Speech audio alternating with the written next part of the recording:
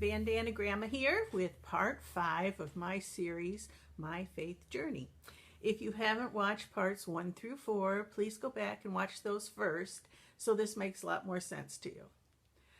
Now, as I left off, we were living in Gloucester. We had moved out to Massachusetts on faith so my husband could attend Gordon College as a PE major and become a teacher. The Lord was miraculously providing all our needs for us, and I'd like to continue with a couple more ways that happened. One very special way that he provided for us had to do with the $500 check that my husband received from the government each month. Now, that was the GI Bill that back then veterans could get money toward college. And so he got $500 a month toward college from the VA. And this one month the check came in, and $450 of it was already spent on the mortgage, and not mortgage, the rent and schooling costs. And we had $50 left over, and we needed that for groceries and gas. So my husband and I were talking about the money, and we both realized that we didn't have the tithe. We were accustomed to tithing our money, and when that $500 came in, $50 of that would be the tithe.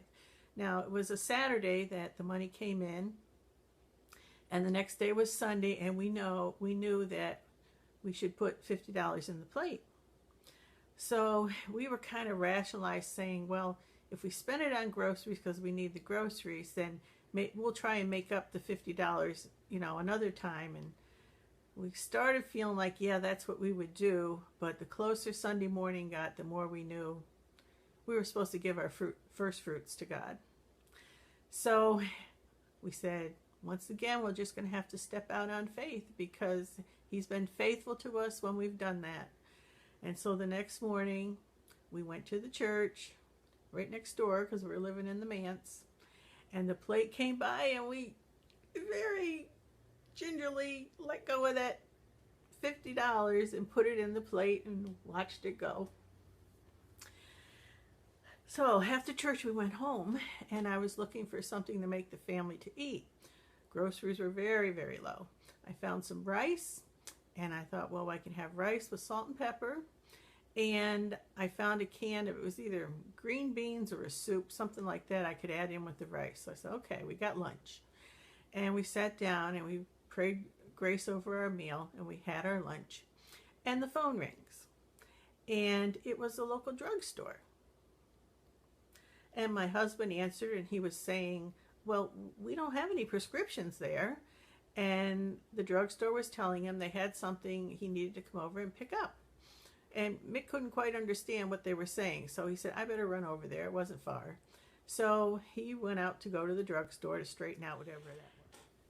And he came back from the drugstore, just shaking his head, and he looked at me. He said, he did it again.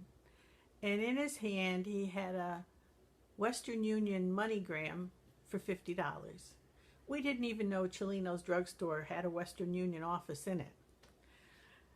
And we looked at it, and we couldn't find where it came from. There was no identifying information as to who sent it. And we just accepted it with joy and thanked the Lord, and just continued to wonder where that money came from. Maybe the Lord just let it drop out of heaven. I don't know. Well, decades later, we found out where that money came from. We were talking with a very, very dear friend of ours, Hank. Now, you may remember that I said when we moved to Gloucester that someone had volunteered to get us the U-Haul and drive it out there. Well, that was Hank. And Hank was also very instrumental in that he constantly prayed for us. He kept in contact with us. He was a big supporter, and every month he would send us some money. He was part of that money that came in every month for us. And we were telling Hank, once when we were back in upstate New York, decades later, recounting our times in Gloucester and how good the Lord had been to us to get us through. And we were telling different stories of what had happened, and Hank and Polly were they repeated our stories to other people, and they used them to spread the word and encourage people to embrace the gospel. And we were telling them, oh, and another thing that happened was, we gave them the story about the check and the $50 and the Western Union. And Hank started tearing up. And he said, now, normally I wouldn't necessarily tell you this. He said, but I want you to know the rest of the story. He said, that was me. He said, on Saturday, I was up on my mountain. He owned a mountain. And I was chopping wood. Hank was a very outdoorsy kind of guy. He said, I was chopping wood up on my mountain, and as is my custom, I was praying for my friends and family, and I was singing. He said, and then when I got to you guys, praying for you, he said, the Lord stopped me cold. He said, and my heart so sensed the Lord saying, Mickey and Susie need your help, and they need it now. He said, so I put my axe down. I went and got Polly. We drove into town. It was like 20 miles away. I lived outside in the rural area. He said, we drove into town, and I found the nearest Western Union, and I sent you the $50. So while you were receiving it on Sunday and praying for it on Sunday, I had been told to send it on Saturday so you could get it on Sunday. So Lord, I don't understand. You just work it out. You know, it was beautiful. It was a beautiful thing. So all those years later, all of us sat and cried about it, how good God was. Okay, so here we are, still in Massachusetts, and there came a time where we had to leave the manse because 2 years had passed, and they had gotten a pastor. And we were looking hard for another place to live and praying diligently about it. We would go looking for apartments, and everything was so expensive. And we'd seek the Lord on everything, and that peace of God was not there for us to just step out in faith and tell a landlord we'd take this apartment when we weren't sure how we'd pay for it. If we had had the peace of God to do it, we would have done it. And no, he would have provided for us, but we just didn't sense that peace of God. And oh, we have little faith. We started panicking a little. And the time was getting closer and closer where the new pastor was coming, and we had to get out of that apartment. I mean, that mansion, that lovely parsonage that we were in. Now, the church owned a house next door to the parsonage, and it had a little apartment down or upstairs, and then a bigger apartment downstairs that also had a couple of bedrooms upstairs.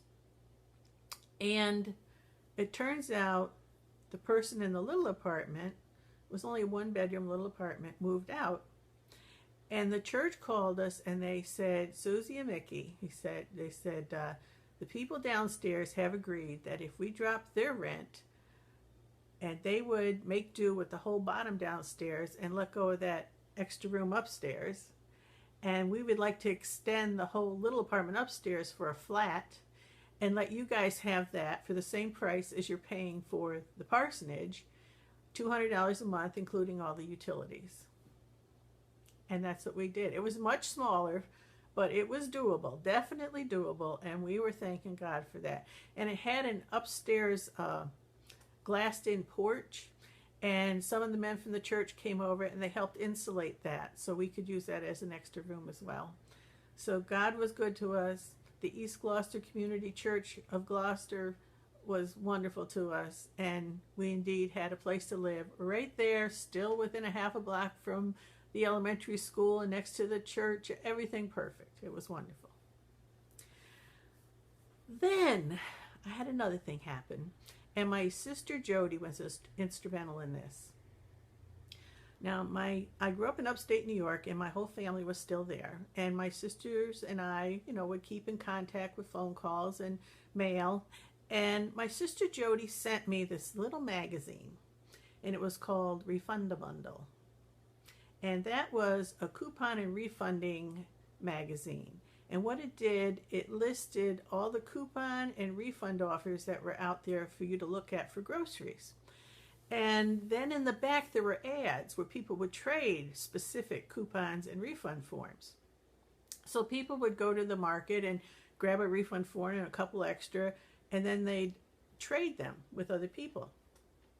And I started reading this refund magazine, and I learned how to buy on sale, which I always did anyway, use a coupon, or better yet, use a doubled coupon, save the labels and UPCs and box tops, and then mail them off with a refund form to get more money back. And then you'd have $1, $2, $3 coming in from the refund offer. Well, I learned how to get really good at that. I ran with that. My mind just works like that so well, and I think the Lord knew that.